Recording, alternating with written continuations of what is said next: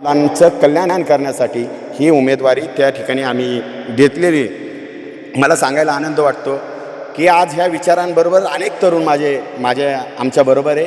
ह्या विचारांची लढाई शेवटपर्यंत तेवत ठेवण्याचं काम राजकारणाला जरी मी स्पर्श केला असेल, मी 8 वर्षात सामाजिक काम केलं, राजकारणात स्पर्श केला नाही आहे, परंतु राजकारणात जरी मी आजपर्यंत स्पर्श केला नसेल, आत्ता मी राजकारणाला जरी स्पर्श करत असेल तरी देखील मी माझ्या अंगाला फक्त 10% राजकारण लागून घेईल. 90% माझ्या समाजसेवेचं काम मी या छत्रपती संभाजी महाराजांच्या भूमीमधून तुम्हाला धर्मवीर छत्रपती संभाजी महाराजांच्या भूमीमधून या ठिकाणी सांगतो की माझ्याकडून 90% प्रत्येक गावातलं हे समाजकारण होईल आणि 10% त्या ठिकाणी राजकारण होईल. कारण राजकारण करत असताना आमच्या पक्षाची देखील ताकद वाढवणं गरजेचं आहे. त्या माध्यमातून या देशाचे पंतप्रधान नरेंद्र मोदी साहेब असतील, त्याचप्रमाणे देवेंद्रजी फडणवीस साहेब असतील, या दोन्ही महानगरपालिका महाराष्ट्र शासन आपल्या ताब्यात आहे, केंद्राचं शासन ताब्यात आहे आणि आमच्या पाण्याचा 12 गावचा पाणी प्रश्न पिंगळे साहेब आपल्याला या पुढील काळामध्ये सोडवायचा आहे. आणि मला ज्यांनी उमेदवारी मिळवून देताना जयश्रीताई पलांडे यांनी उमेदवारी दिली, त्यांनी त्या ठिकाणी शपथ घेतलेली आहे की माझ्या आयुष्यामध्ये मी हा 14 गावांचा पाणी प्रश्न सोडवल्याशिवाय राहणार नाही. परंतु त्यांची शपथ पूर्ण करण्यासाठी आमच्या सामान्य घरातल्या कुटुंबाला पक्षाने एवढी मोठी संधी दिली. माझ्या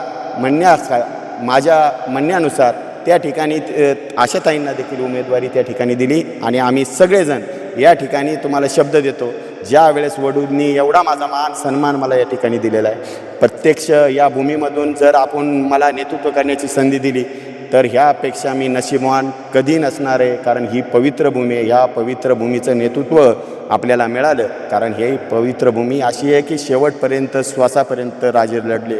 ह्या मायबाप जनतेसाठी पण मान झुकवली नाही आणि मग भलाडी शक्तीपुढे म्हणून मान झुकवणाऱ्यामधला मी नाही आहे.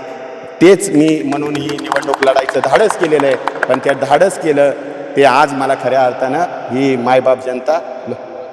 मी पुढील उमेदवारावर पुन्हा टीका करणार नाही, परंतु मायबाप जनतेने ही तुलना करत असताना यात्रा बाजूला ठेवली आणि माझी आणि पुढच्या उमेदवाराची तुलना केली तर ही मायबाप जनताच त्याचं प्रश्न आणि उत्तर देईल. आपण टीकेच्या स्वरूपात बारीक तोंडी मोठा घास घेऊन त्या ठिकाणी आपण कुणावर टीका करायची नाही आहे. आपल्याला या ठिकाणी आपलं सामाजिक कार्य मोठं करायचं आहे. आपल्या हिताने मायबाप जनता जी आज या ठिकाणी तरुणांना नोकऱ्या नाही आहे, आज पाण्याचे प्रश्न आहे, आज विद्यार्थ्यांचे शिक्षणाचे प्रश्न आहे, आज अनेक प्रश्न आहे, रस्त्यांचे प्रश्न आहे, ते सोडवण्यासाठी आपण प्रयत्न करू.